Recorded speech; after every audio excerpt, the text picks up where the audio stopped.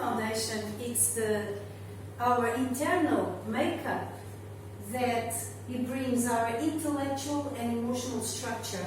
You could call it even our mental health, our mental and emotional health. It also brings our physical structure and our spiritual structure. So I'm just going to explain briefly each one of them.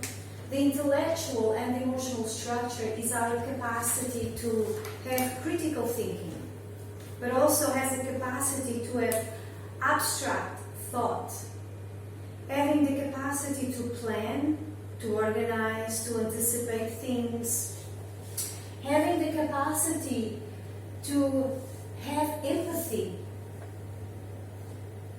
to experience and own emotions. The physical structure is going to be overall our body systems, balance, including internal organs. And the spiritual structure, it's a very simple one that we explain in our courses, is mainly our relationship with ourselves.